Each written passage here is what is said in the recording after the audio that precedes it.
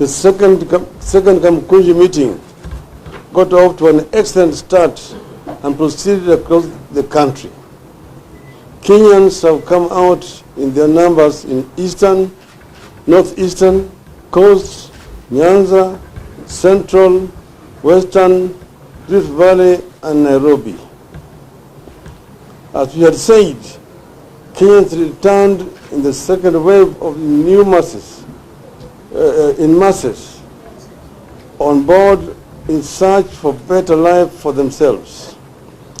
People are determined to decide for themselves how they are going to shape their day to lives, and now that they have been abandoned by their leaders.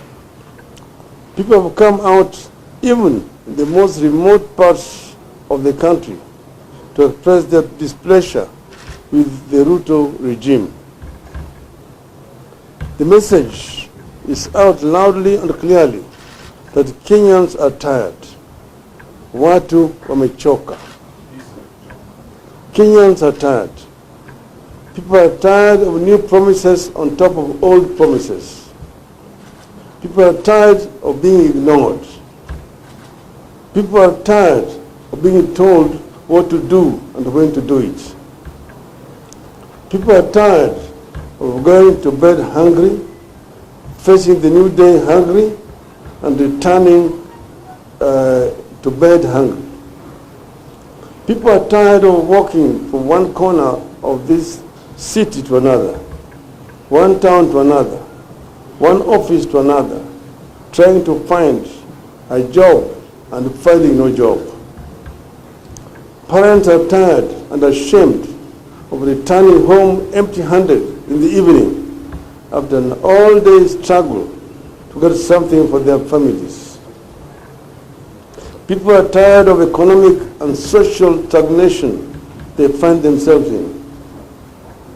People are tired of rules and askaris everywhere whose sole purpose is to kick every coin we make and take it to Ruto as tax when we go home with nothing for our families. Unfortunately, our otherwise peaceful protest has been accompanied by injuries and possible deaths in various parts of the country.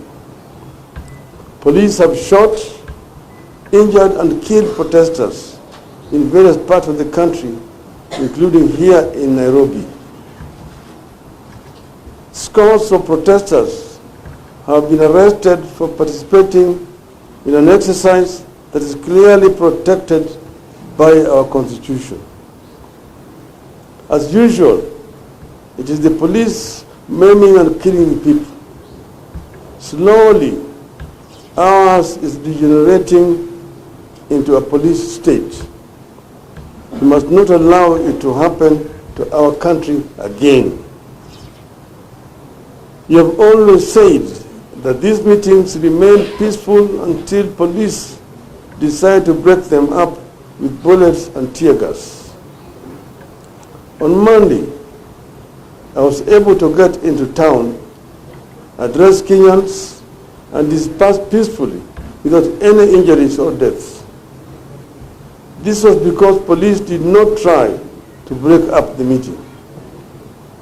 Yesterday, we were at Kenyatta Market. We were able to have lunch and hold impromptu meeting with the people that ended peacefully because there were no police. All our engagements are peaceful until the police show up. Late last night, we received intelligence of a most heinous plan by Kenya Kwanza to ferry armed goons who would attack peaceful attendees of our rally in Kamkunji.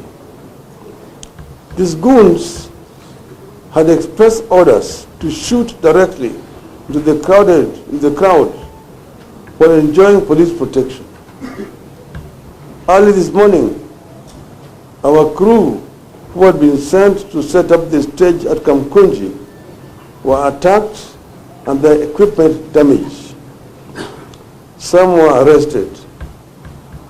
In line with the intelligence we received, armed goons have this afternoon descended on Kamkunji grounds and shot indiscriminately into the crowd. Police have used water cannons to disperse those peaceably assembled there. In order to protect our people and avert more injury and loss of lives, we have taken the strategic decision not to proceed with the rally at Kamkunji grounds this afternoon. In any case, the police have made the point. We take this opportunity to thank Kenyans for taking up our call to fight for ourselves. This struggle is not about Azimio or any party in particular. This is now about Kenyans refusing to move on until they get a good deal. We agree with them. This time around, there's no moving on until Ruto shows a readiness to listen to and respect the people. People deserve a deal, not bullets and tear gas. Kenyans clearly understand that if they let Ruto get away with his present display of disrespect, dictatorship and contempt for the people, he will try to get away with many other bad things. Kenyans understand that suffering will be the new normal if Ruto gets away with the Finance Act and the many other dictatorial political and policy decisions he's currently pursuing. So there is no moving on until Ruto comes out openly and agrees to repeal the Finance Act and embarks on other measures to lower the cost of living. There is no moving on until Ruto comes out loud and clear with the need to have a bipartisan reconstitution of IBC, reinstatement of the fired IBC commissioners, until he commits to respect and stop interfering with other political parties. The fight for multi-party and a new constitution was so painful, so deadly, and so costly that it could not have been in vain. We did not fight for a new constitution and multi-party only for Ruto to take us back to the 1980s. Kenyans will not accept it. It will be trial by fire many times, but we have been through trial by fire before. So we soldier on. As Kenyans, we have a duty to liberate ourselves as we have always done. It has never been easy. It will not be easy, but it has to be done.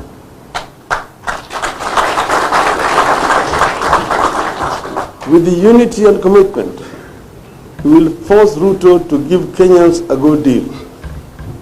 We will shortly communicate the third wave and the next course of action.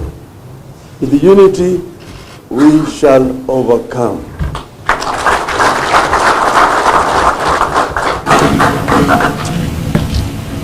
Any question?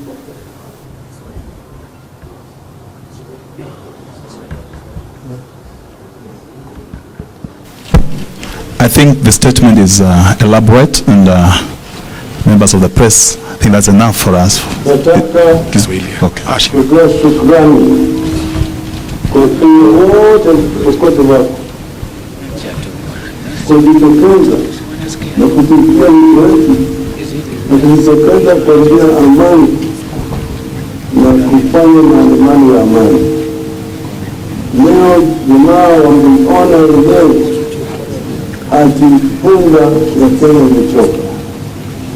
Wamejitokeza wengine kila mahali, pembe zote za Kenya wamejitokeza na wameonyesha dhahiri shairi ya kwamba wako tayari kuitikia wito wetu ya kuona kwamba Kenya inarudi kwenye msingi bora ya utawala. Kenya ameona mengi zaidi. Gharama maisha imepanda zaidi. Watu wanaumia. Gharama ya matibabu imepanda. Karo ya shule imepanda. Nauli imepanda.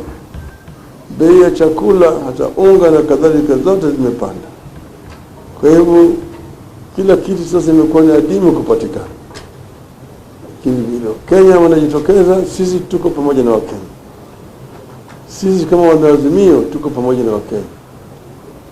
Tulisema jana na nitarudia tena, tunataka aheshimu haki ya Wakenya.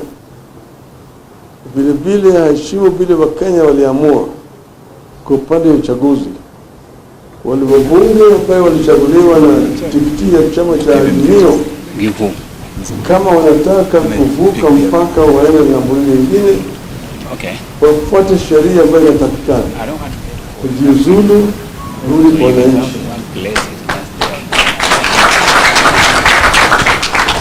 Vile tunasema waache kujaribu kunyakua vyama vya Azimio kama Jubilee Party kupitia kwa ile mahakama Karagosi ambayo imeunda political party tribunal. Jubilee ni mwanachama wa Azimio na walitangaza, walifanya mkutano yao na kuteua viongozi wapya. Wawache kuingia ndani hiyo na kuleta uamuzi bandia atukujaribu kunyakua Jubilee. Hayo ni mambo ambayo yanaweza kuleta maafa katika taifa letu.